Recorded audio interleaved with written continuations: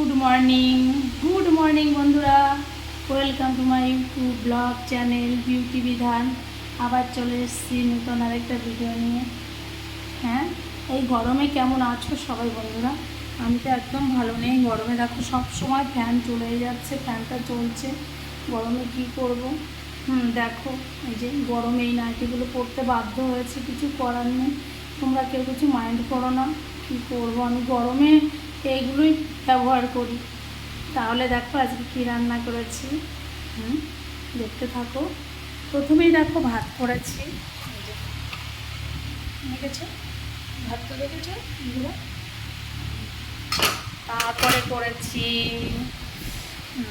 ইলিশ মাছ, ইলিশ মাছের সর্ষে বাটা করেছি। ঠিক আছে বন্ধুরা, এই দেখো মাথাটা দেখাই তোমার, এই দেখেছো। কী বলো তো বন্ধুরা, আমি কোনো মাছের মাথা আর লেজটা খাই না। ওই নিয়ে আসলে তোমাদের দাদাভাই ভালো খায়, ওই মাথা আর লেজুই খাবে। আর শুনেছি ইলিশ মাছের মাথাটাই নাকি টেস্টি। ঠিক আছে, উনিই খাবে। আর বিশেষ করে আমি ইলিশ মাছটা আমার বেশি পছন্দ না, ভালো লাগে না আমার খেতে। কিন্তু আমার ছেলে আর ওর বাবা ভালো খায়, এই কারণে নিয়ে আসা। ঠিক আছে বন্ধুরা, আর করেছি এটা করেছি আর দেখো এই যে বড়া করেছি। এটা ডালের বড়া, দেখতে পাচ্ছ, ডালের বড়া, ডাল দিয়ে মুসুরির ডালের বড়া।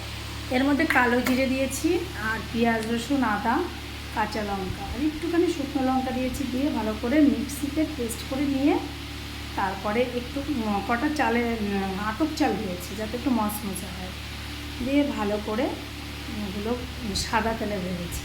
ভালো হয়েছে না? আমরা এগুলো খুব ভালো খাই, আর গরম গরম খেয়ে নেবো ভাত দিয়ে, ভীষণ ভীষণ ভালো লাগবে। আর পটল ভাজি করেছি, এরকম পটলটা ভেজেছি, দেখতে পাচ্ছ, পটল ভাজি। কিছু করার নেই, গরম আর কী করবো। আর গপুর জন্য আছে পটল ভাজিটা আছে, আর ওদিকে আলু ভাজি আছে, আর আলু সিদ্ধ আছে ওর জন্য, ও খেয়ে নেবে। তাহলে বন্ধুরা, ভোর তো হয়ে গেছে, এখন আমরা তো অপেক্ষায় আছি 4 তারিখে কী হবে কী জানি। ভীষণ টেনশনে আছি, জানি না। ঠিক আছে, আমরা ভালোভাবে থাকতে পারলেই হলো। যে জিতবে সে আমাদেরকে, সে মোদি বা মমতা যেই জিতুক না কেন, আমাদেরকে ভালো রাখতেই হবে, তাই না বন্ধুরা? আমরা তো বলতে পারবো না যে আমি এই পার্টিটা করি কি এটা করি, যার যেটা ভালো লাগে সে সেটা করে।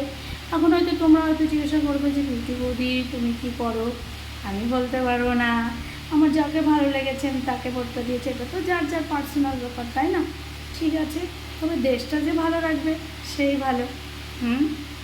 আর আমরা ভালো থাকতে পারলেই হবে, তাই না বন্ধুরা? আমাদের তো কোনো ব্যাপার না। মমতা জিতলে লক্ষ্মী ভাণ্ডারে আরও 2000 পাবো, আর মোদি জিতলে নারায়ণ ভাণ্ডারে 3000 পাবো। টেনশন নেই আমাদের, আমাদের কোনো টেনশন নেই।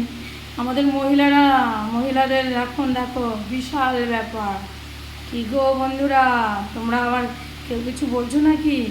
একদম না, ওয়াইফদের খুব যত্ন করবে, কারণ আমাদের মোদি আর এদিকে মমতা দেবে। যে জিতবে আমাদের লাভ। মোদি জিতলে 3000 আর মমতা জিতলে 2000, তাই না? আর আমরা সেই কটা টাকার জোরেই চলবো, ব্যাস। আর সারাটা বছর শুধু বরকে বলবো, এই তোমার কাছ থেকে আমরা কিছু নেই নাকি, এই তো আমাদের দিয়েছে, দিদি দিয়েছে, দাদা দিয়েছে, তাই না?